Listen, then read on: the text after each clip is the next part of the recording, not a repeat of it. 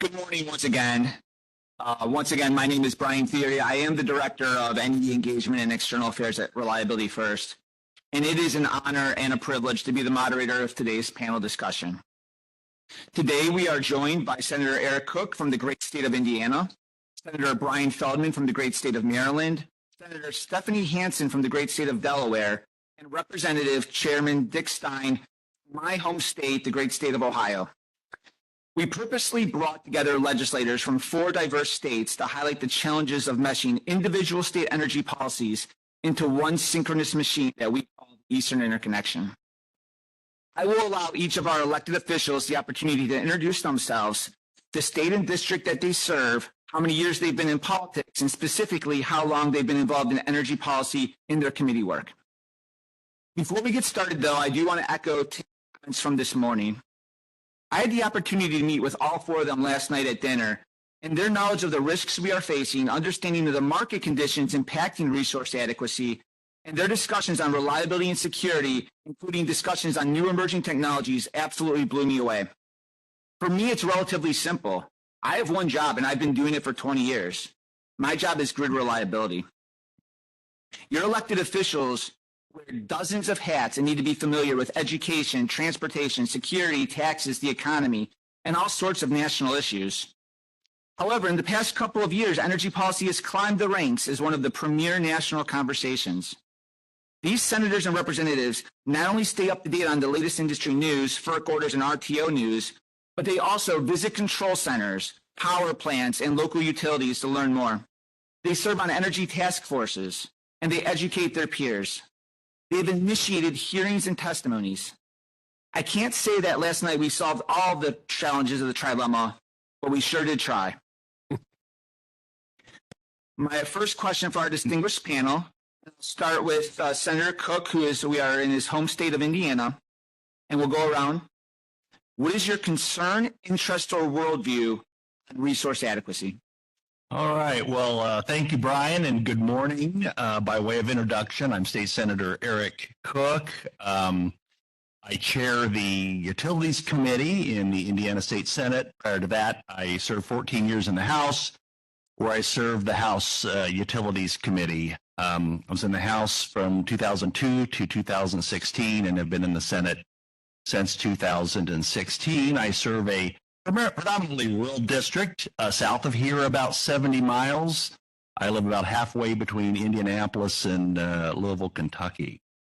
I would be remiss if I didn't put my economic development and tourism hat on for just a moment and welcome you all to our state and capital city. And by a show of hands, who is here in Indiana for the first time? Don't be bashful. All right, very good. Well, welcome and please come back. We do our best to show our Hoosier hospitality. You know, on the topic of the day, I am probably a little more optimistic than some about meeting our reliability challenges at the current time. But then there's the ifs. And the ifs are that we, in my view, let the principles of the regulatory compact work, adhere to traditional principles of utility making, such as, among others, cost causation. And the third is if we can keep politics out of this. And by politics, I don't mean partisan politics, Republican or Democrat. That's not what I'm talking about. I'm talking about political agendas and political ideologies. And a lot of what I do, and I wouldn't be surprised if my counterparts would say the same thing as a chairman of the Utilities Committee, is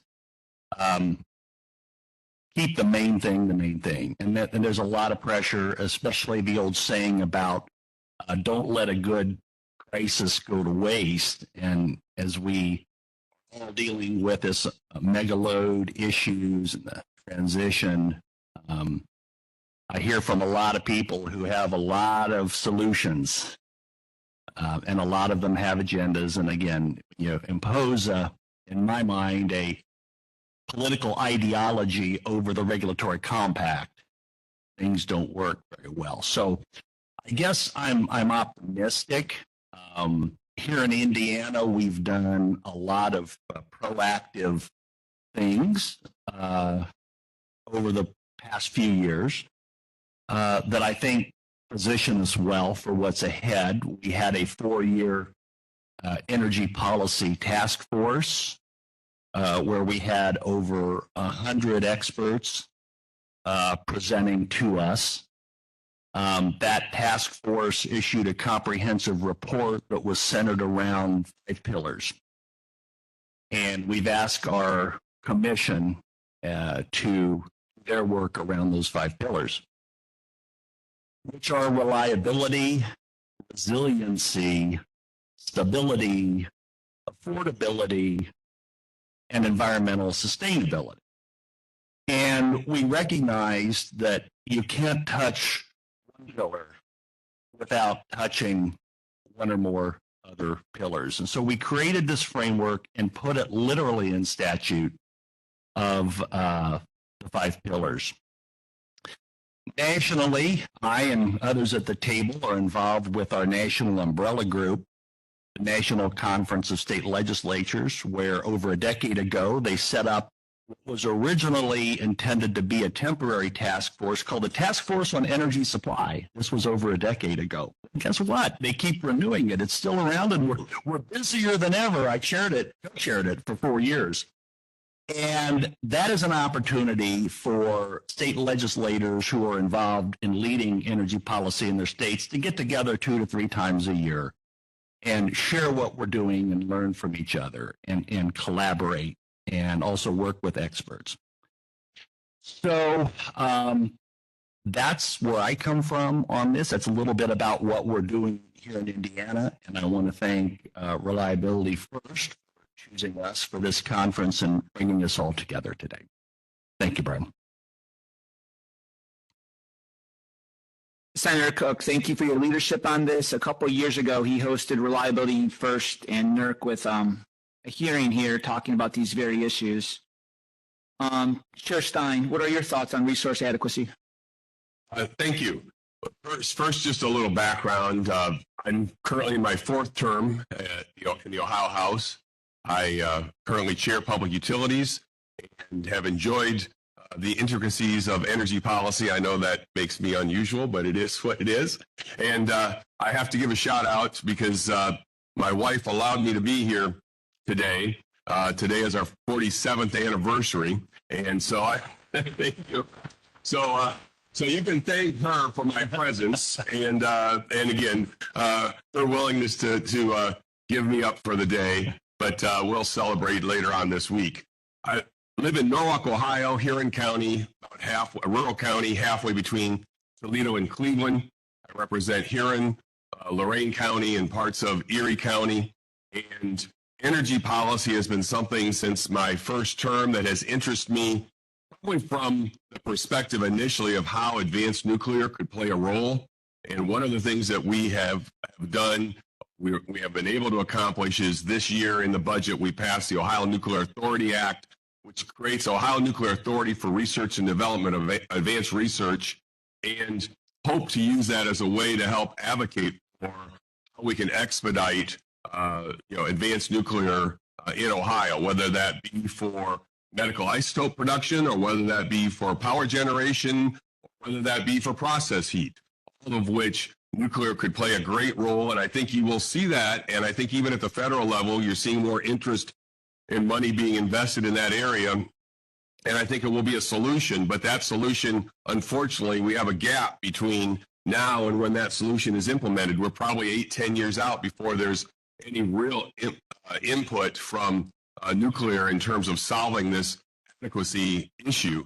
And so, but that has been something that's been important. We're having actually next week our first meeting, September 24th, with the first 6 board members of the Ohio Nuclear Authority. So that's been a great thing for us to be able to at least say in our term we've accomplished something that I've spent 8 years on. But it's because of the nuclear interest that I then in Columbus became interested in energy policy. First working with PJM, the local Public Utilities Commission, been on the power siting board, so I understand the process and issues related to expediting siting. And so it's given me the opportunity to have a better understanding of what we need to do to move the ball forward. One of the things that we have done is we had joint hearings with Pennsylvania, with Senator Yaw and the Ohio delegation. We had a joint hearing in Pittsburgh and then later a joint hearing in Columbus. And really the primary purpose of that, at least in Ohio, from Ohio's perspective, was to raise awareness with other legislature and with the public in general of the need for this conversation. I would say, and maybe many of you would find a similar situation, is in years past, especially near term, year or two ago, I don't think there was a lot of concern. They just felt like, well, maybe it's overblown. We'll figure it out. It's all going to happen. The market will solve these problems. But the truth is, the lead time to solve these problems is pretty long. And in order for us to be able to sure we have the adequacy we need to plan, and we need to plan now. Probably needed to plan more 3 years ago, but it is what it is. We're in this room, we're having that conversation, and hopefully in the future, we'll be able to find solutions to make that happen, whether I'm sure we'll talk about later, behind the meter generation. That's certainly one of the areas we're having discussions on.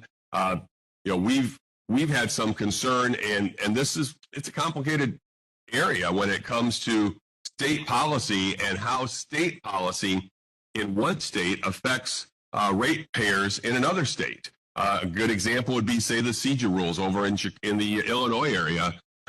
The idea that a policy that they have every right to implement would ultimately eliminate carbon generation by 2035, and then ask PJM to figure out how we're going to keep the lights on if we have no baseload generation or dispatchable generation. Well, their solution, at least according to PJM's preliminary report, is a $2 billion extension cord through Ohio to Illinois. Well, that's fine, as long as Illinois pays for the extension cord and not Ohio. But if you're going to have my ratepayers in Ohio be responsible for a policy decision made by another state, I don't think that's fair in any way, shape, or form. So we advocated with PJM. We went to their board meetings. I think it was the first time that representatives in both Senator Yaw and myself made presentations to the board as to why we felt this was important to make sure you allocate. I was willing to pay for the portion of funds that comes to Ohio. We're not willing to pay for the benefit that's only benefiting other states along that pathway. So I know there's a lot of topics, and I could spend the next 2 hours on my own, but we've got other people that want to say hi. So thank you. Thank you, Chair Stein, and happy anniversary. I'm also on loan today from my wife on 19 years. So it's a good day for us. And thank you for the invitation to the joint hearings. I was at the one at the historic Omni William Penn in Pittsburgh. It was an excellent hearing. If you ever get a chance, these hearings are live streamed. Anyone could dial in and watch. The questions that the legislators ask are excellent. Their knowledge of the topics, the questions they ask to the RTOs, the utilities, the energy policymakers, the policy implementers, they ask excellent questions. So if you ever get a chance to watch one of these energy hearings, I highly recommend it. Senator Hansen from the great state of Delaware, what are your thoughts on resource adequacy? Thank you. I'm State Senator Stephanie Hansen. I have been in office for about 8 years now or so. 2017, I took office. The area that I represent is the Middletown area, which is Middleway, Wilmington, and Dover. If you're familiar with Delaware, there's like the big towns that are there. So I was an environmental scientist for the Department of Natural Resources for about 8 years or so, then went to law school and went on to practice environmental law for about 20 years. When I was elected, I was still practicing environmental law. I found that it was a lot to do both being a state senator and have a full-time practice. So my cardiologist actually said to me, you need to choose, or a choice is going to be made for you. So I am now full-time state legislator. Unlike the two folks to my left here who have been doing energy policy and energy work for many, many years, they're the seniors in the class. I'm a sophomore in the class. So I started, even though I've been in office since 2017, because I was actively practicing environmental law, I didn't think that it was right to become the chair of the environmental committee. And at that time, it was environmental and energy. So the person that was the chair at the time then retired in 2020. That happened at the same time that I retired from the practice of law. So I became the chair of the Energy, Environment, and Transportation Committee. They put them all together like that. And we were in the midst at that time of a lawsuit having to do with our renewable portfolio standard. And it was actually a lawsuit between our Public Service Commission and our Department of Natural Resources as to who was going to control when that cap was going to set in. And so I was thrown in like into the fire, right? And so I found that I was spending a lot of time on the phone talking to the Public Service Commission, talking to electric utility, talking to the Public Advocate's Office, talking to the Sustainable Energy Utility, talking to all of these people, having one-off conversations. And I thought, there's got to be a better way. Is there a group in our state? Where is the big head talking group on energy for our state? And I took a look around and there was not one. And so I said, well, somebody needs to make up one of those things. And so I brought together what was later to be called the Energy Stakeholders Group. So in the process of bringing that group together, we solved the issue with regard to our RPS. We put legislation in place that put a market process in place as to when that was going to cap. And then we started looking at community solar because we realized that we had community solar actually in statute, but it wasn't working. And so the folks from the stakeholders group got together and we began having discussions on how we could make our community solar better. So who's on the stakeholder group?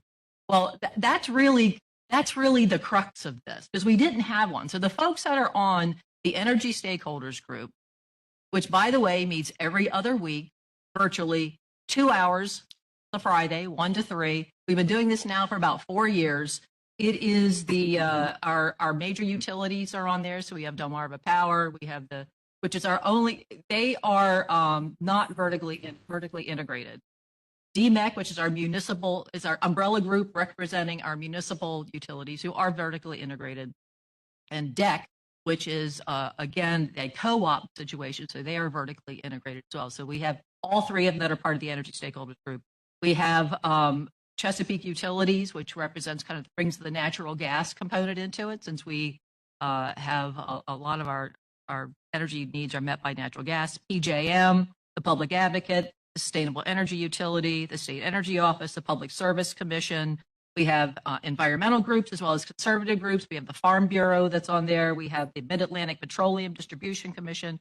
NRG is joined in Mach 2. So there's about 24 people or so that are the stakeholders that get together as part of this group. We usually have 50 to 100 people that show up. The stakeholders are on the screen. They're the ones that are actually part of the discussion process. Attendees can certainly ask questions through the chat feature. So we go back and we answer all the questions. But the idea of getting together this group was a novel one. And it is not put together by statute. It is not put together, it's not a task force. It is Senator Hansen's Energy Stakeholder Group. And when I first started it, it was not an easy thing to even get together. Because if you try to get together the folks that represent, particularly those different agencies, the first thing that you find is like, wow, no, I can't really speak on behalf of my agency at this meeting. What are you really expecting of me? I said, no, you don't have to speak on behalf of your agency, but you're the expert in the agency. So just come and listen and see what you have. We have a problem that we have to solve. And if you find something in there you want to take back to your agency and bring it back to the next meeting or so, that's great. And these were folks that had not gotten together before, and to particularly on a consistent basis. And so the ability to do this has now strengthened relationships between all of those entities within the state of Delaware. So over the last 2.5 years, let me tell you what we've been able to get done over the last 2.5 years. When you've got everybody that's a member or the head of the agencies, the group that are the interests in environmental, energy legislation. We did the community solar bill. We made a lot of changes to our community solar program, which is now going gangbusters. We started net metering, stretch codes, expansion of the state energy office. We did greenhouse gas reduction bill, and we just signed the offshore wind procurement bill, all in 2.5 years. So when you get the right people together and you begin to build relationships, and they know that next week they're going to have to talk to this person again, it works really well. So what we're doing right now, I just kind of answer the question of what do we think about resource advocacy. So we take projects. We take projects as a group and we solve them, whether it's through policy, whether it's through statute, whether it needs to be through regulation. We don't come with a set idea of how we're going to solve this. What's the method that we're going to use to solve the problem? We come to the meetings with what is the problem we need to solve. And then over the course of discussing it, you determine whether, is it something that can just be easily made? Is it a policy change that's quick and nobody needs to do it? Is it something regulatory that the PSC now needs to take a look at? Or is it something that requires a statute? So right now, PJM is a member of the Energy Stakeholders Group. And so we've been concentrating a lot on the issue of needing to bring more renewables into the grid and finding out that there are two big problems. Interconnection's a problem, and the siting issues are a problem. And so we've taken a look at, PJM has told us at the last meeting that there's 38,000 megawatts of projects that are just waiting to be built that have already gone through their queue. So we've said, okay, well, that's interesting. So tell us exactly who those people are. Who are the projects? What are the projects that are sitting waiting in Delaware? Because I want to know what's going on in Delaware, because if it's a siting issue in Delaware, I want to be able to try to fix it. And so they've given us a list now. Here's all the projects that we've approved. Here's in Delaware. So I have my Senate energy intern contacting every single one of those folks and saying, tell us what the deal is. What's, why are you built this? Those results are going to be brought to our meeting on October the 4th, where we're going to talk about, and this is what was found. I may reach out to each of the folks in this project and say, come to us with we're going to be discussing what you talked about. You might want to come and be there. It would be a good thing. And then we need to, from that, we can take on, so what are the real trigger problems in getting these built? Is it local control? Is it a local control issue? Maybe it is, maybe it isn't. Is it something else? Is it because you were overshooting to begin with, right? You were putting in too many projects to be reviewed, jamming up the queue. Is that something that we can fix? So it's problem solving. And I'll probably stop there because like everyone here, I could talk for a long time. So thank you very much for your attention. Senator Hansen, you may be a sophomore, but it's very apparent you're reading at a 12th grade level. Senator Hansen, you may remember her. She was on our very first ever state outreach policy webinar here at Reliability First. Michelle Cross and I, we host a monthly webinar called Technical Talk with RF, 90 minutes once a month. Senator Hansen does this every other week, and every other week I get an agenda, and every other week it's a very detailed agenda with speakers and presentations from the utilities, from PJM, from different advocates, consumer advocates, manufacturers association. So I can appreciate how much work goes into that every single Friday from 1 to 3. We put down a 2-hour meeting, and they almost never canceled this thing. So they are definitely getting after it, and we appreciate your leadership in the great state of Delaware. Thank you. Senator Feldman, Maryland has been in the heart of this resource adequacy discussion. What are your thoughts on resource adequacy? Well, it's tough to be in the fourth spot with such a great group here. So I'm Brian Feldman, state senator from Maryland. My district is the northwest suburbs of D.C. In fact, Eric from Folk lives down the road from me. And although I should acknowledge I'm a born and raised Pittsburgh boy, and I came to D.C. to be a Department of Justice lawyer, and now I'm in Maryland politics, but I do chair our Senate Committee on Energy Policy, Energy and Environment Committee. And so I think you talked about time. Probably for the last 10 years, I've been essentially point guy on a lot of the energy issues in the state of Maryland, at least certainly in the Senate side. I will also say that my district is right along the Potomac River, across the river directly from Loudoun County, Virginia, the data center capital of the world. For those of you who don't know that 70% of all the data centers on Earth today is in Northern Virginia and the Commonwealth of Virginia. And so that's literally across the river. Just to get out of my small state silo, Senator Koch and I, he did co-chair this NCSL task force for 4 years. I'm on that task force. Now I'm one of the co-chairs of that same task force. And so we were just in Quebec City together recently. And so that gives, a perspective of a national issue. All the issues that we talk about in our states are playing out in different ways around the nation. So, whether it's data centers, co-location. I also should mention that I represent Maryland on something called the Southern States Energy Board. That's 16 states. Maryland's the northernmost state. And I go to those conferences trying to figure out what does Maryland have in common with Alabama, Mississippi, Louisiana, et cetera. And that is interesting, but it gives a national perspective, again, to be able to get out of your small state silo. The reality is Congress has sent money back to the states in the Inflation Reduction Act, et cetera, but the real action, policy action in the nation right now, more than ever, is at the state level. And yet, the states, the politics of each state are very different. Maryland, Delaware, Indiana, Ohio are different. They're all within one grid operating region, which is, I think, a complicating factor. And so I think that's one thing, that the actions at the state level, I think maybe we need some more comprehensive involvement of the United States Congress. I'm not optimistic that's going to happen anytime soon. With respect to my own state, as Brian mentioned, we are a net importer. So we sit between Virginia and Pennsylvania. Pennsylvania is a net exporter. We import 40% of our energy, literally comes from elsewhere. And PJM has told our state, we've been very, very ambitious in terms of the energy transition, electrifying transportation set up with ambitious goals on EVs. We are electrifying buildings. We're electrifying homes. A lot of policies super ambitious. And then you throw in data center world, where we had a debate going on this year.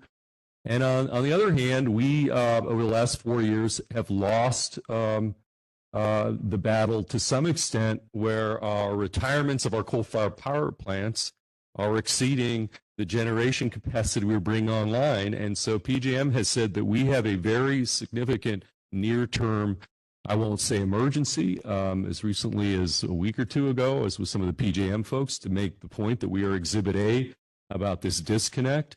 And so that is a huge, huge issue for our state. I just would say, kind of big picture, and hopefully we can, get some more into this, is I think the issue of energy, with demand going one way and some of the challenges on generation, because solar and wind, we're working with Delaware on offshore wind, these projects are not coming online as quick as we want, and pandemic complicated things. Supply chain, interest rate environments, even on offshore wind.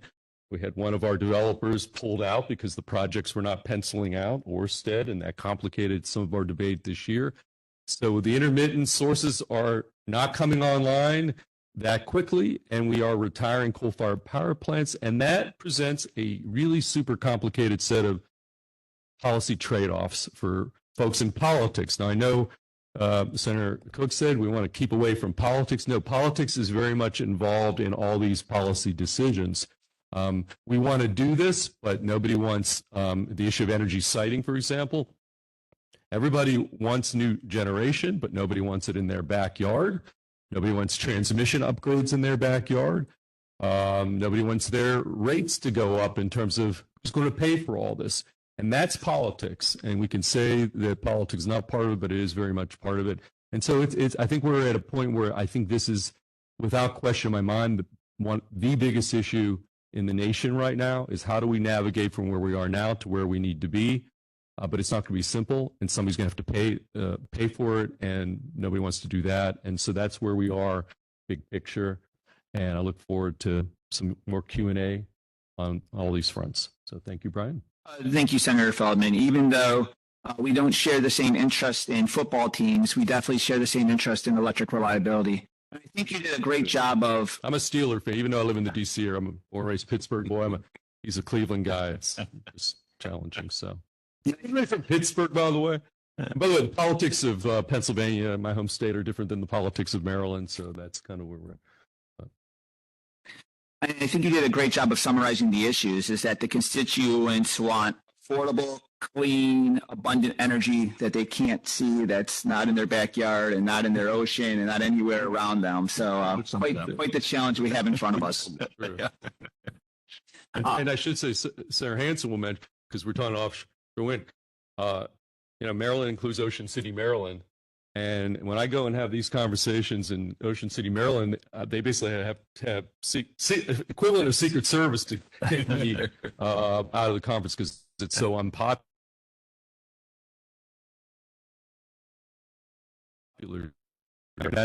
So, other thing, since we're talking big picture, so the interplay between Congress and the states is one part of the equation here. But then I think back on the siting topic, this interplay and where it's playing out in my state between state policy and local zoning. In other words, back to the issue of siting, and every state has a different interplay and tension.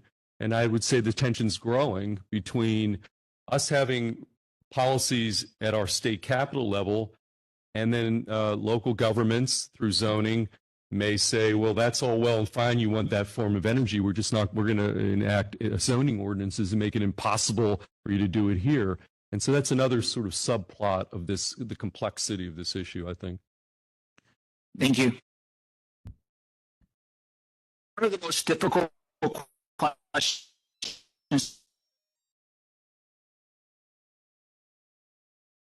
utilities implementers, and even when we talk about states and your roles, you have to work with your commissions, you have to work with the governor's office, and we've realized that policymakers do have a very important role in this energy transition. So my next question is this: what actions have you taken in office that you're most proud of regarding energy policy and resource adequacy, and why do you think that action was so important? And this time we'll start with Senator Hansen. Thank you.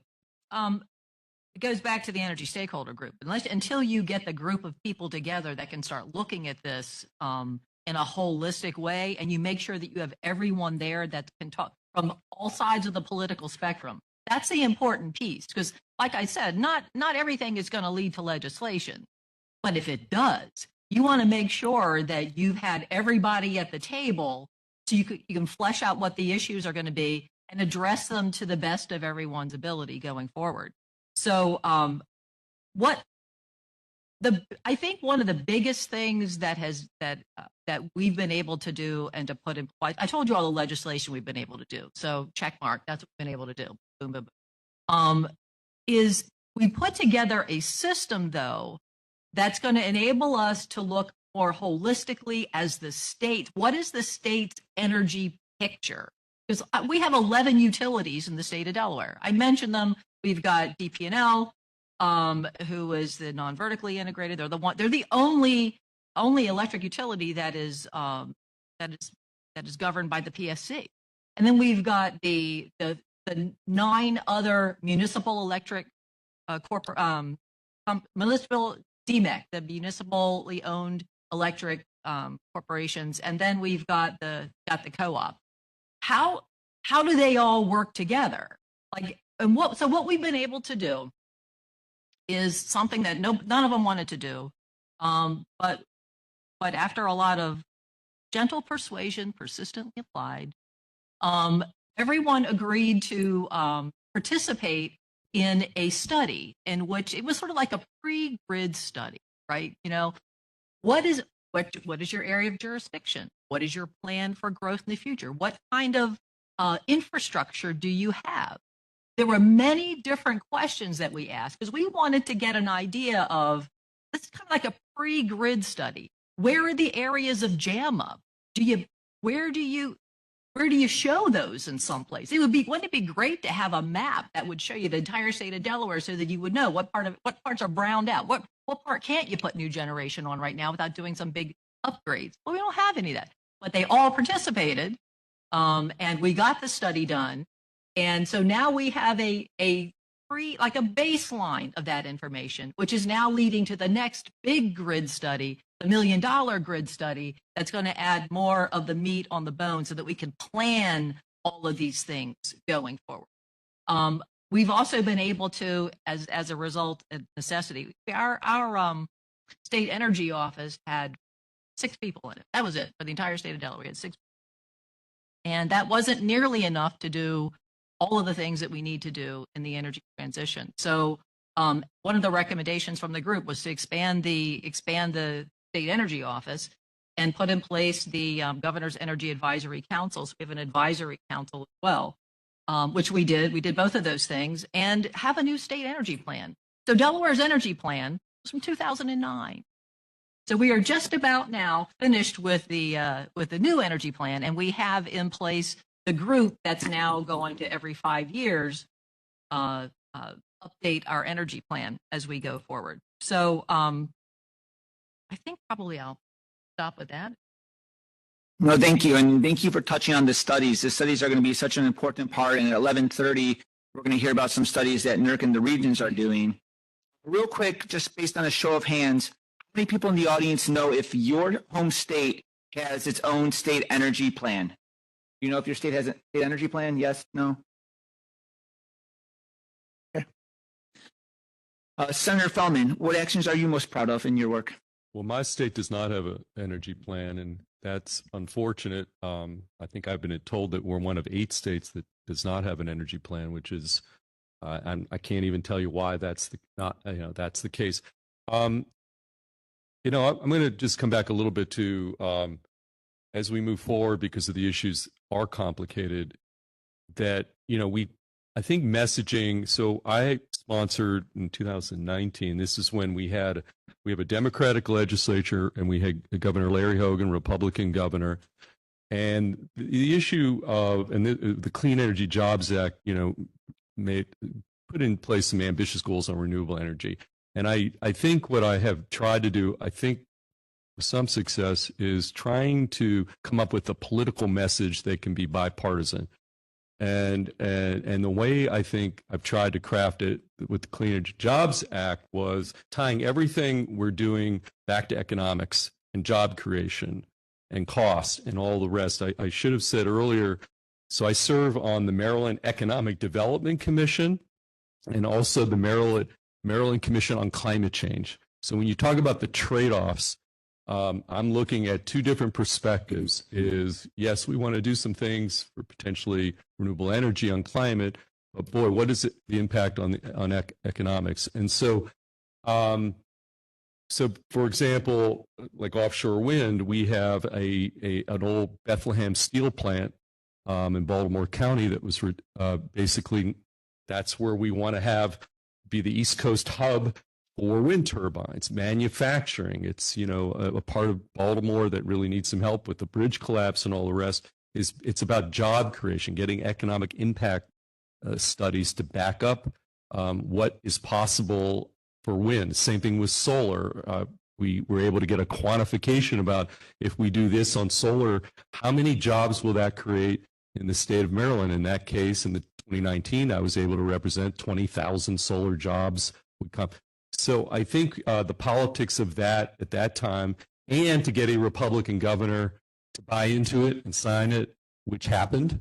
And so I think the politics of this are very, very important. And, now we're dealing with data center. The topic of data centers is a similar thing. On the one hand, it holds tremendous opportunity and potential for a digital economy being brought to your state.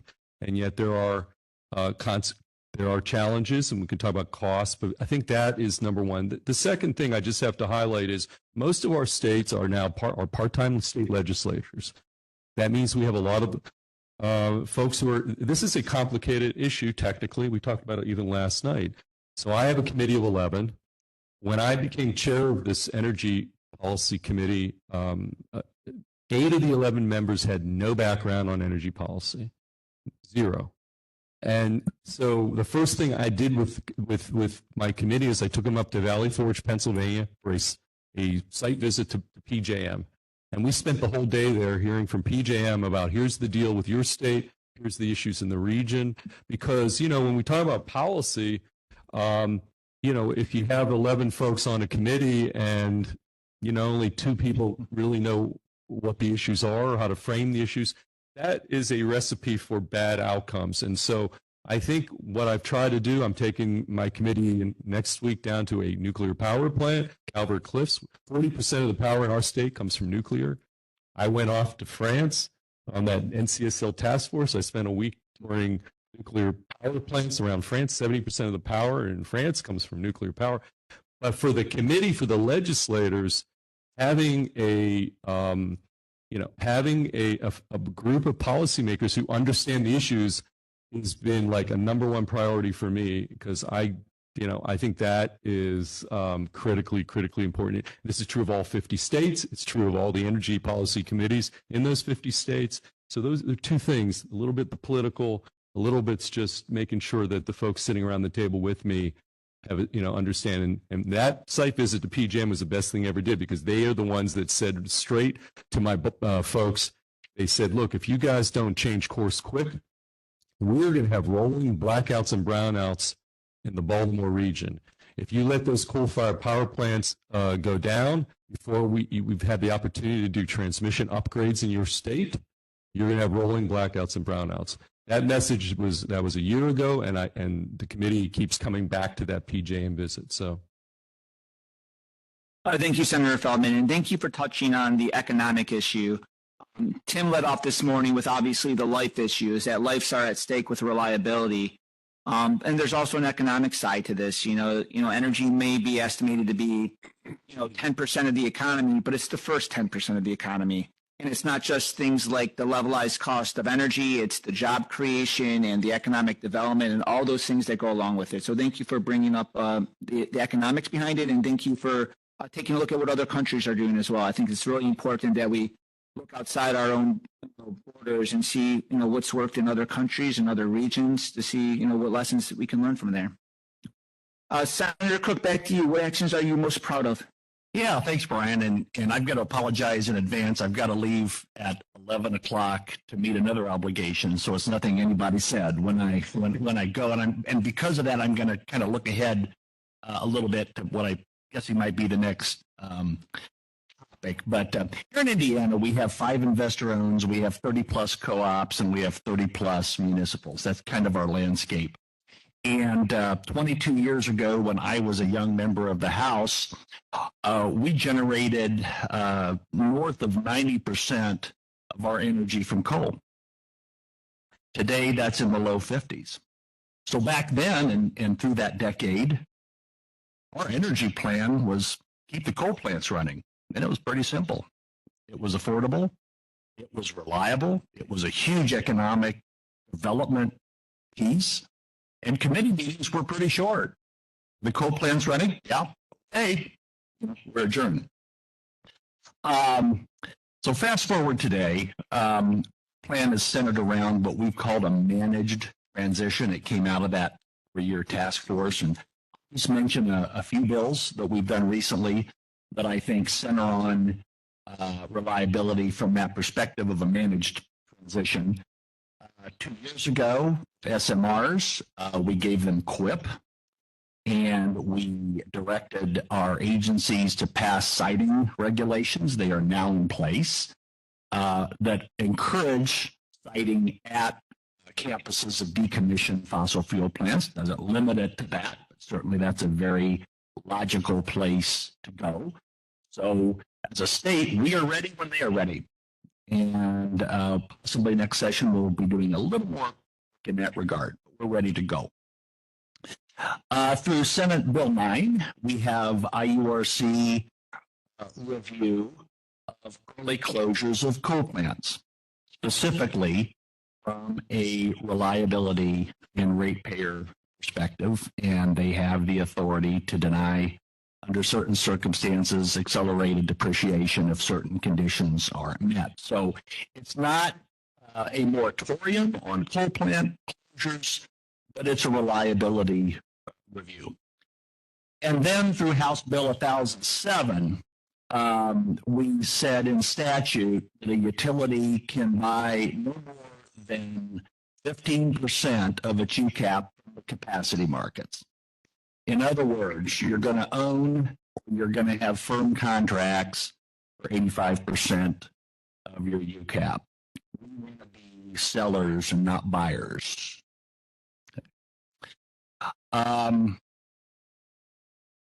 We are fortunate, just about 12 miles north of here, to have MISO. And like Senator Feldman, I take my committee to MISO. If you don't understand MISO, you don't understand energy policy making. So I want to tip my hat to our MISO friends, some of whom may be here today. On the issues of mega loads, we'll be like everybody else. Out through our national groups, we're all dealing with this. One of the issues we've had here is we have a very good and very aggressive economic development team, but we need a clear visibility into these deals. And so we'll be working on solutions this next session to give our utilities a chance for an earlier visibility into some of these loads before commitments are made. They're going to be, and it's going to be part of the solution. And finally, I want to say this. We have here a very well-functioning commission. You got 5 members. They're bipartisan, but you can't even tell what their politics are. We have a system where they're governor appointees, but it's through a nominating commission. And in my view, they do a really great job for us. And in part, because we and they respect each other's lanes, and they recognize the legislature are the policymakers, and they defer to us on policy. And in turn, they're the experts, and we defer to them on the technical. And we've done, we're really hard, and I think done a terrific job, and Chairman Houston, who's here, can correct me if I'm wrong, but we stay in each other's lanes, and that's, I think, served our constituents and our ratepayers very well. Thank you. Thank you, Senator Koch. What we've heard anecdotally is that not every state, their legislators necessarily see eye to eye and cooperate and work well with their commission. And what gives me great hope and optimism is how well I see you working with your commission. We had the pleasure and honor of meeting with the commission yesterday, and it was a really great meeting on reliability topics. So thank you for your cooperation with the commission. Indiana, for those who don't know, is right at the seam of PJM and MISO, so they have some unique challenges. So Senator Koch, thank you for your leadership in that area. And Chair Stein, you've patiently waited your turn. What actions have you taken that you're most proud of? Thank you, Brian. Probably I will start with the idea that in Ohio, we don't have a formal policy as it relates to energy. I would say that we look at it from the idea of reliability first. If you can't turn on the switch, we've got a problem. Number 2 is affordability. If you can't afford to turn on the switch, that's another problem. And then thirdly, important equally, is sustainability. But if you don't accomplish the first 2, you'll never get sustainability because you'll never have the buy-in from the public. And with that, I'll go back to what was probably one of the most controversial bills that I was involved in my 8 years, and that's House Bill 6. House Bill 6 was a piece of legislation to keep the 2 nuclear power plants in Ohio running. And what it did is it offered I believe it was a $9 per megawatt in reimbursement to keep those plants operable back in a time when natural gas prices were so inexpensive that nuclear could not compete at that point in time. And while there's a lot of controversy about how that was implemented, the policy itself is something that we still stand behind. It allowed 2 nuclear power plants that produced over 2,000 megawatts of generation to stay in Ohio as a clean form of energy that wouldn't have been there today had it not been for HB 6. And ironically, within 2 years, it was repealed. But ironically, the market has changed so dramatically in those 2 years to where at a time when natural gas was inexpensive and made nuclear unaffordable. And just for perspective, Ohio is a deregulated state. So we couldn't just have, a rate case made to compensate for those losses like in other states. And prior to 2000, when Ohio was regulated, it would have been a non-issue. They'd have just went back and made a rate case and solved the problem. But because of deregulation, it was a solution to try and keep the 3,000 plus jobs, the tax revenue and tax base that stayed in Ohio, not to mention the green energy that they produced in the millions and millions of carbon-free emissions that were provided as a result of those two plants. And so HB 6, while it has been very controversial and while people are in prison as a result of how they handled it, I will still stand behind the idea that, that legislation led to us keeping additional generation in Ohio. And another point of interest is Ohio's a net importer, even with the two nuclear power plants, of roughly 30%. So what would it have been? Another 10% less, so we'd be at 45% likely by now of import generation. So that would be the single piece of legislation that I feel, even though people somewhat cringe when I bring that up. But again, if you look at it in a holistic, from a holistic place, it was the right decision at the right time. I believe now through the latest federal programs, I believe they offer up to $15 a megawatt for compensation for generation if needed. Now, again, the dynamics of the market are such that I don't know if anybody's taken advantage of that, but Ohio would have been at 9 in order to subsidize those plants. So that's probably the single largest, most important thing that I see that we did in Ohio.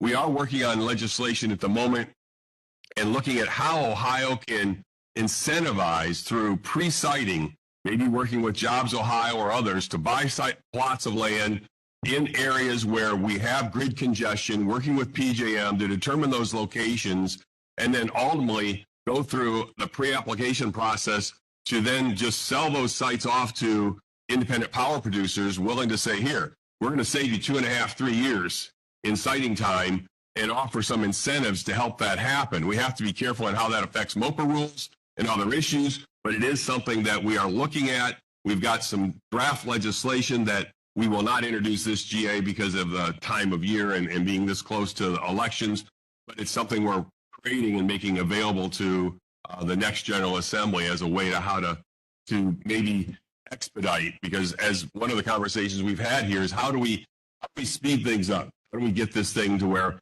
we can create more generation in a quicker turnaround?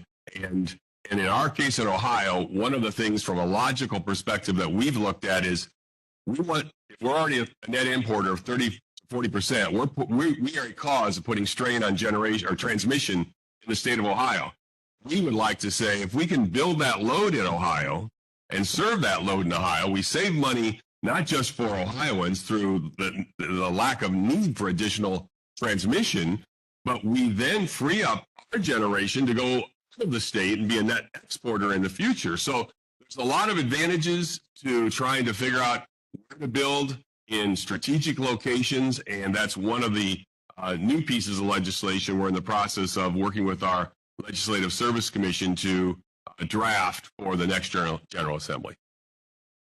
Thank you, Chair Stein.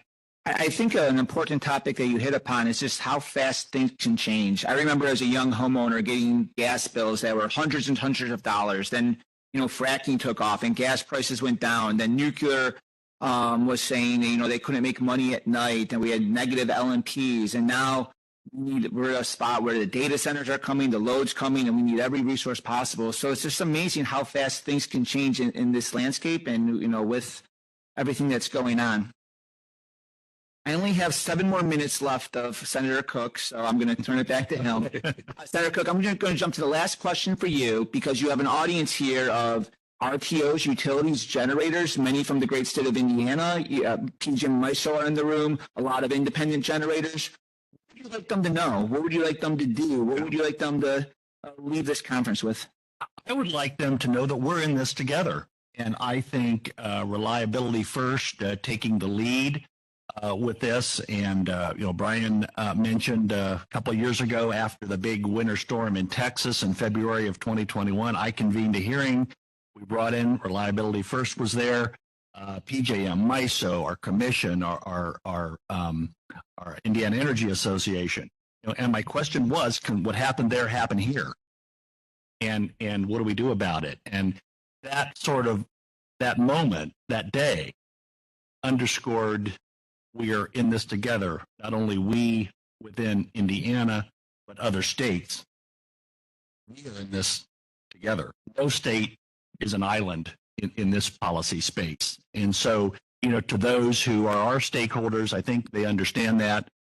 And I would just, I think we're going to have an interesting next few years. And we're going to walk alongside each other, and we're going to get it done. Thank you. Thank you for the chance to be here today. Senator Koch, you still have 5 more minutes. So what I was saying this is, you obviously have a very well-educated commission that, informs you on policy. What can industry or FERC or NERC or the regions, what can we provide to you to make your job easier? Yeah, move the queue. Yeah. And I've had some interesting conversations just in the last 24 hours, about the queue and the reasons for it, and what we can do.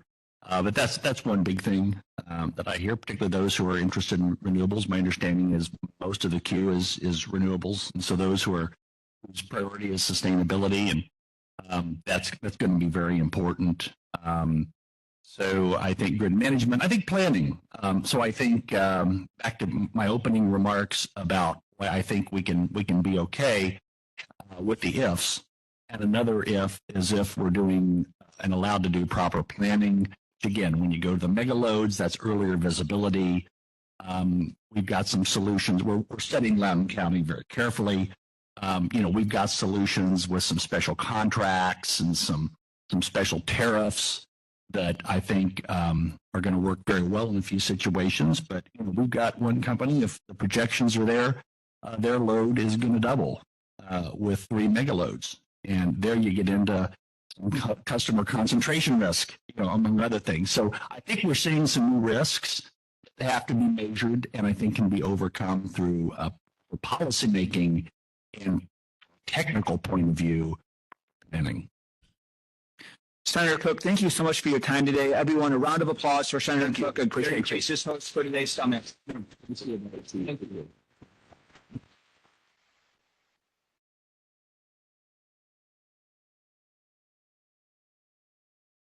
The next question is this. What more would you like to learn about regarding the subject of resource adequacy?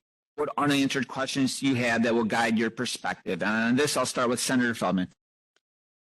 Well, one issue that's come up here today that I think, and actually ReliabilityFirst has been very helpful with their own views and analysis on this subject that is playing out in my own state. It has to do with the co-location issue and data centers. And so, for example, right now we have our nuclear power plant is trying to get Amazon data center down there. And the bottom line is they want to come up with an arrangement behind the meter that they would get their power from the plant, not directly from the grid. And there are a lot of challenges with that, opportunities on the other hand. And so I think this is an example where ReliabilityFirst and third parties that don't have direct economic skin in the game. One of the problems when you throw the data center world into it, there's economic interest. The utilities have some economic interest that are maybe different than some of the surrounding communities that want to attract data center from an economic development standpoint. And so having a third-party, non-political entity that can weigh in, I think, is super important. And I think this subject is super important. The other thing, and Senator Koch mentioned, we just need to figure out, and yesterday in the Baltimore Sun, there was somebody wrote an op-ed saying that a lot of the problems in my state are because of PJM, that they have not done a good job of planning. So there's some finger pointing. PJM will say, well, that you guys have enacted policies that are too ambitious. And then people were pushing back and saying PJM, has not planned properly and they haven't looked ahead. So I think that's another area where trying to be objective, this issue of the queue, how do we get projects up and running quicker? And are there other RTOs that do it better than PJM? PJM has reforms that maybe will be helpful, but it's not clear. The thing about the queue is Even projects get through the queue don't necessarily mean they're going to be built. When we went up to took the PJA tour of all the projects that actually get through the queue eventually, only a small percent of them actually get built, which was a shocking thing for me. I assumed that a lot of projects, first of all, will die on the vine because they're on the queue too long, but then the ones that get through don't necessarily get built. We got to figure out a way as a nation, or at the and the question of RTOs, is this the best way to do? So I would just say the queue issue is a huge topic. And then what's happening on technology? We've talked about small modular reactors. Well, the same PJM folks said, well, that's really a 2031, 2032 solution for our nation, not a 2025. What's happening technologically? What can we do on the demand side, whether it's virtual power plants, whether it's bidirectional EVs that can sell electrons back to the grid for money, which is happening now in Texas and other places. We actually have a pilot program that we passed a bill this session out of my committee to allow that to move forward. Time of use rates, where you can use your power at times when power is cheaper. There are a multitude of solutions on the demand side, too, that I don't have a good sense of what's happening around the country by way of piloting programs. We have a new pilot program on geothermal networks, something that's relatively new. I think we're one of the first states in the country to experiment with geothermal network concept. But technology is important. There's clean technology, small startups. So we did have a bill this session that had to do with creating seed funding for small businesses doing research for clean energy technologies. I think technology is the key here moving forward. But if you're sitting in a state wherever, you need to know what's happening and what's being developed and what's being talked about around the country in terms of advances, and it can't be pie in the sky. So I think that's another area where a third-party independent voice weighing in about this is happening in these states, this is where the technology's moving. But that co-location data center topic, I think, is a big one, and there are different points of view being expressed on that front. So, thank you, Senator Feldman, for the kind words. Reliability First is an independent, objective resource. If we have any states that are on the WebEx and listening in, we'd be happy to share our thoughts on reliability. Upon request from Maryland, we did issue comments on the data center co-location, and we've presented some slides on that as well. As Tim mentioned at the very beginning, we don't, take a stand on certain issues when it comes to, generation or transmission construction. However, we shine a light on these reliability concerns as we see them from our studies and our assessments. So thank you for the opportunity to cooperate with us, and we're always happy to share our thoughts and our research and our point of view on the subjects of reliability. Chair Stein, what more would you like to know or learn about regarding this subject of resource adequacy, or what unanswered questions do you have? Sure. Thanks, Brian. Couple of areas that I think need to be at least discussed with fellow legislatures is the idea that when I came in office 8 years ago and you looked at the PJM queue, it was pretty much divided in thirds. A third was nuclear, a third was natural gas, a third was coal. And if you look at that today, I looked at it just a little while ago on their app this morning, it's more like 51 or 52% is natural gas, coal's down to 8 or 9%, and you're still at about 30, maybe slightly under for nuclear. So as we limit our diversification of fuel sources, obviously when we have things like Winter Storm Elliott, where we had the gas freeze-off problem, if we had more coal on the grid at that time, not advocating that we do go back to that, but the idea is through fuel diversity, you have more choices. Now, whether that's batteries, whether that's wind, whether that's other areas of generation, whether that's advanced nuclear, small modulars, all of these things, I think part of the solution has to be how do we get to a more diverse fuel source so that we have the ability to trade one for another during certain, whether it's storm issues, whether it's certain other inadequacies or generational issues, that would be beneficial. In terms of what I would like to see maybe more from Reliability First, and I think this is more up to the legislature to reach out and ask for your help is educating our members on what resource adequacy, on what fuel diversity looks like, on what the science says to ways we can move forward in a positive way. One of the issues that I see, at least in the Ohio House, is the idea that you have a lot of voices, many of them that have agendas of their own. And so legislators don't know who to trust. You have the utilities on one side advocating for one thing. You have the independent power producers on another side. You have other groups, all that noise, all of that, whether it's community solar, whether it's energy efficiency, everybody has an angle that they're trying to play. And I'm not sure that it's very difficult from that noise to determine the truth. And having independent third parties like Reliability First and others to come in and objectively say, this is what we believe the data supports, I think would be helpful in trying to shed some of that noise as it relates to helping other members. Those of us that are in the weeds, so to speak, kind of can muddle through that on our own and kind of take and separate the wheat from the chaff. A little more difficult if I'm more of a high-level individual in the legislature who's just trying to get enough understanding. Do I vote for this bill or this piece of legislation or advocate for it or not?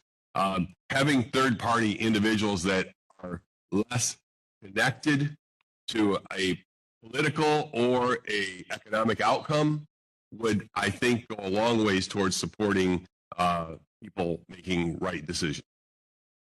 Thank you, Chair Stein. I could attest that our only angle is reliability.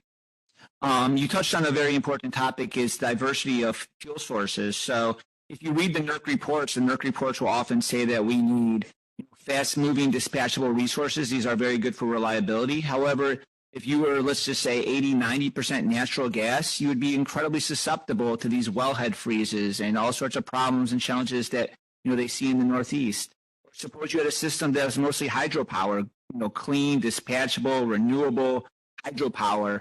You'd be one drought away from having reliability issues. So even as we create this mix, diversity of fuel sources and fuel being on site and available and fuel availability are very, very important topics, because even if we found the perfect fuel source, we wouldn't want to be 100% of that. So thank you, Chair Stein. And Senator Hansen, you've been patiently waiting. Would you like to know more about resource adequacy, or what unanswered questions do you have? I just want to talk for just a second, just to emphasize how important it was, what Chairman Stein just mentioned, and that is having sort of folks involved in the process that don't have financial interest in the outcome. So, and I think Reliability First definitely part of that, and I want to invite you to attend all the energy stakeholder meetings going forward. But it's so important with the stakeholder group, with the energy stakeholders group. The way that I have it organized is that it's like three legs of a stool. So we've got the state agencies, the Public Service Commission, the State Energy Office, the Public Advocate, and the institutes of higher learning too, because they have many times they've got like an energy focus on one or more of them. So we've got that's one leg. Another leg, you've got the utilities, the energy providers like the solar group, the wind group, all of those that have a financial interest in it. And then on the other leg, you've got the advocates, and it's important to have the advocates on all sides of the issue. So that's how it's set up. But the ability to maintain a strong leg when it comes to those that have no financial interest, that are coming in to help us guide the others, is incredibly important. And it's so important now because we have so many issues that we have to deal with, and we have to be nimble. Yeah, it's the ability to come in on particular issues that we're dealing with and then step back when those are no longer there. But everybody knows that I'm a sophomore here, so I can answer all kinds of questions, ask all kinds of questions and look for experts, which is what I'm going to do. Anytime I have the ability to identify experts, I want to do that. What question I have, it's kind of the elephant in the room where I sit in Delaware. Where does natural gas fit in? We haven't talked a lot about that, right? It's important. It's really important. But should we be building 100-year pipe? I don't know. How is everyone beginning to kind of look at that? It's clearly important. How are your states handling with siting problems? So we've talked about siting a lot. We have 3 counties in the state of Delaware. 2 of our counties right now are jamming up projects. One is jamming up an offshore wind project because we can't get that particular group can't get a conditional use permit for the landing. Maybe they'll get it, maybe they won't, but we won't know for probably a couple of more months. But that's one county, offshore wind, which is a big deal for us right now. Another county's put a moratorium in on utility scale solar. Try to do solar without a utility scale solar, the ability to do that. And it's huge. So we're looking at things like siting commissions. Is it a task force? Is anytime you deal with taking away local control in a particular issue, it's going to be a hot button thorny issue. So how is that being dealt with in other areas is what I'd like to know. Interconnection and how are other places dealing with interconnections? And I have an idea that I've been noodling around a little bit, and I want to throw it out there and see if anybody else is doing this. When I was practicing law, I generally practiced, my specialty area was in brownfields redevelopment. It's the redevelopment of environmentally contaminated properties. So it was half environmental and half land use. So in the concept of dealing with land use, there's something called a transportation improvement district, where if you want to develop in a particular area, you determine what that area looks like and build out what the roads are that you're going to need. And then that money is fronted through some governmental program. And then as projects come online, all the developers buy into, they have their particular dollar amount because they're in that transportation improvement district. Why can't we do that with energy? Why can't we say that in this particular area here, now we see here's what we think we're going to need in this area here because of geology, because of weather, because of what we want to do with a particular type of energy. Here's the upgrades that we think we're going to need in transmission and distribution for this area. So anybody that wants to locate here, and we hope a lot of people are going to want to locate here, they're going to be part of the energy improvement district. And that comes with a certain dollar amount that we've calculated that you're going to be paying in to do the upgrades. Because what we have right now, I've got an Amazon plant that wanted to come into an area in one of my counties, and they wanted to put solar on top of their roof because they were going to use a lot of energy, and they wanted to be able to net meter right back into the grid. But what they found out was that, well, no, we can accommodate a little bit of that in it, but we can't accommodate a lot of it. So you're going to need to upgrade that transmission station in order to do this big project. It's last person in solves the problem that, the buildup has happened throughout time. That last, the straw that broke the camel's back kind of thing. That stops a lot of projects. It stops a lot of projects in the transportation world until you're in a transportation improvement district. It's certainly stopping a lot of projects now in the energy district, in the energy world. So what about an energy improvement district? I want somebody to tell me that, yes, we're doing that and it's working fine and here's how we're doing it. Or if everybody's saying, well, no, but that's an interesting idea that I'm going to do. So that's my energy improvement district. And secondly, I want to understand the link between RMRs and resource adequacy, because we've got one last coal-fired plant in the state of Delaware. It's under an RMR, and it's supposed to close in 2026, I believe it is. And why is that so? If we're talking about reliability issues, why is it so that we are looking to close this down? What is that connection? How come that's happening? I really don't know why. And I'd like to know. So I think that's important. Can I just, on this last point, because we have an RMR that's in front of FERC right now, our coal-fired power plant called Brandon Shores, et cetera. And the one thing is, I think it would be a mistake to say that the coal-fired power plants are closing because of policies of the Delaware or Maryland legislature. The economics of coal have shifted.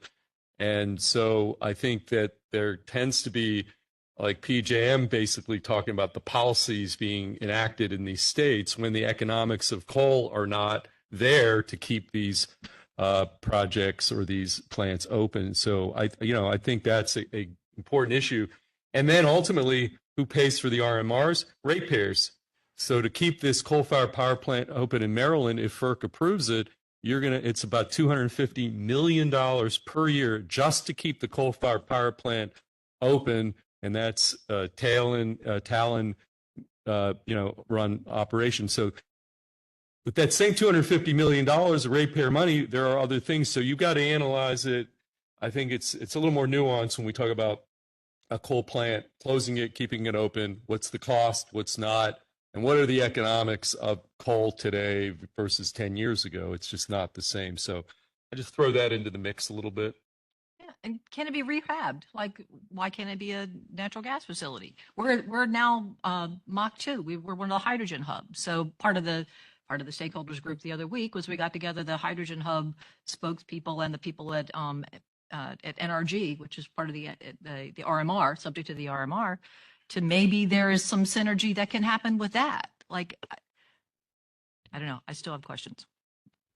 Senator Hansen, I'm sorry. In the last 5 minutes, I think you gave us enough content for next year's workshop. There you go. That's what you get from a sophomore.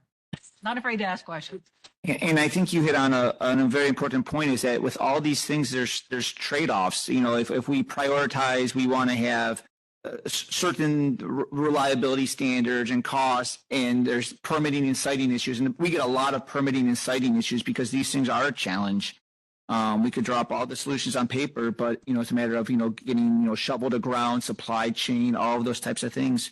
I don't want to say there's going to be winners and losers, but there's going to be trade-offs for us to meet our goals together. And someone's going to have to give somewhere along the way. And I think a lot of our challenges are stemmed in a lot of people aren't budging, and we see a lot of resistance, and that really impedes a lot of our progress together. So at some point, someone's going to have to give a little bit as we prioritize our goals for this energy transition. We have about 15 minutes left. So what I'm going to do is I'm going to move to the last question. This is the one I gave to Senator Koch, is that you have a stakeholder audience right now. You have, I don't know how many people we have on the WebEx watching. This will be recorded as well. You have RTOs in the room, utilities, generators, policy implementers. You have FERC in the room. What do you want them to know? What do you want them to know? And we'll start with Senator Feldman, and we'll go down the line.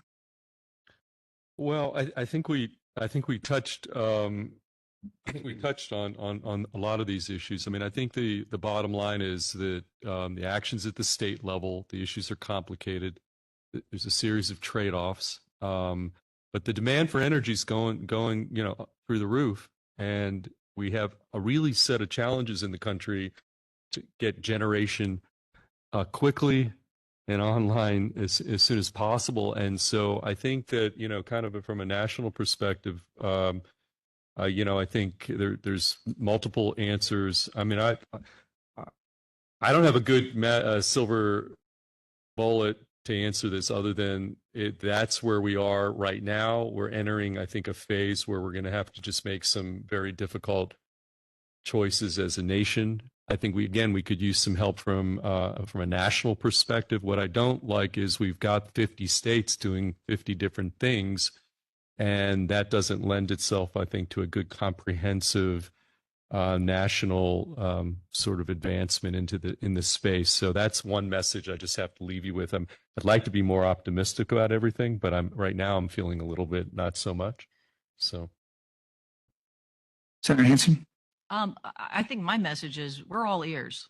We've got the groundwork in place now in Delaware to move forward. We got all the people at the table. We got all those people at the table are talking, and we are focused on moving things forward. So we're all ears. You got a place at the table, and come help us resolve some of the things that we're in the midst of. I'll give anybody here an invitation to the next energy stakeholders meeting, and you can join as an attendee just to see what we do and jump in if you think you can be helpful. Chair Stein. Thank you. So I think a couple of things. One is we all are in this together. I think the more that we collaborate with these different entities, whether it's the generators, the EDUs, whether it's the legislative folks, whether it's the large power users. I meet almost weekly with one of the groups I just suggested, almost weekly on what is it that you see? What can we do to help your situation?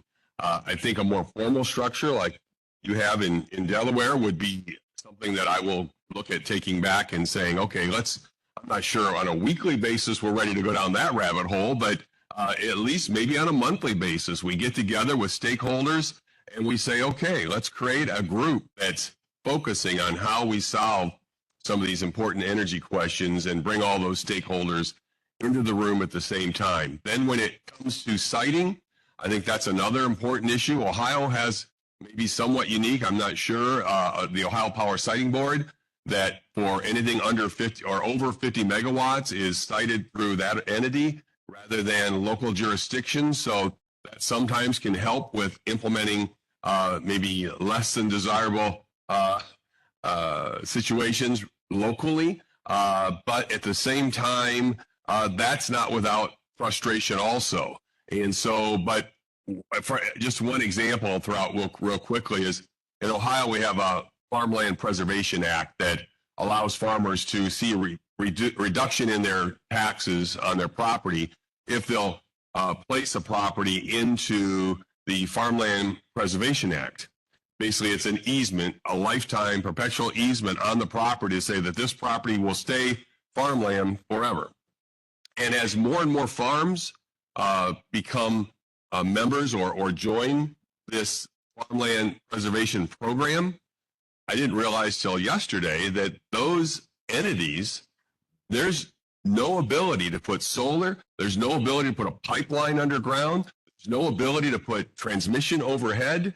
And as that patchwork increases, as more and more farmers over the years decide that, hey, to save some money, I'm going to put my farm, I want it to stay farmland, we're going to need to look at how we regulate that because, again, you create a situation where you stagnate and you can do nothing. I don't know if any of the other states have a program like this, but we're going to have to go back and revisit that to make sure that, yes, we can, but we have to have exceptions. We have to have a mechanism, a process to allow the growth of a state, the infrastructure of a state to be able to move forward. And you can't create an obstacle that wasn't intended to do so in the process. So again, in our case, in Ohio, we're for all the above strategy, obviously looking to advance nuclear in the very, hopefully, nearer future than maybe some might anticipate. But in the long term, it's going to take all of us together to try and bridge that gap. Just to clarify one thing I said, when my point about, I think it was mentioned earlier, uncertainty seems to be right now the operative term that comes to mind. And that's really in a field where predictability is super important. Pencil out these projects, whatever the energy project, in many cases, it's years. There's permitting, there's all this. And if you have regulatory or other kinds of uncertainty, it makes it challenging. Here, we're about to have a presidential debate.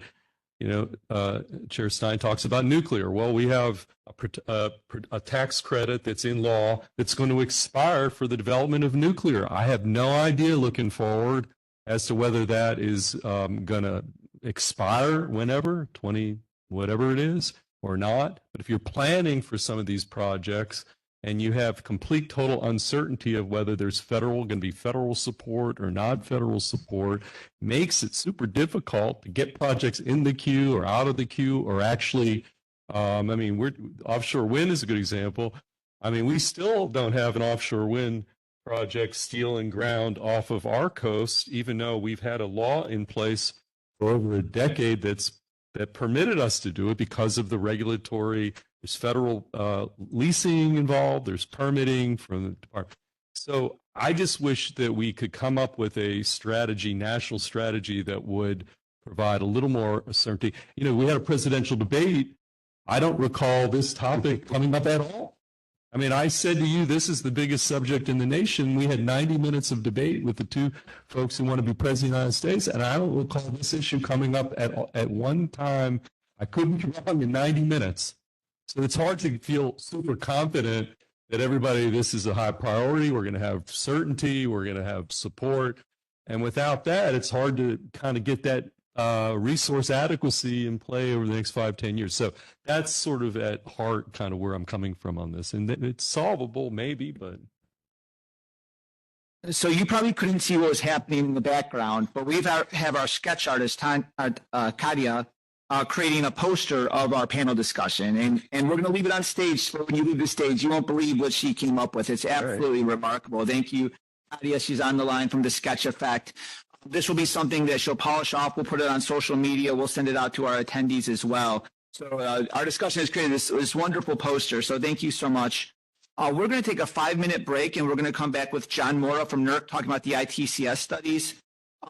However, I just want to point out once again, these are your elected officials, your state senators and representatives.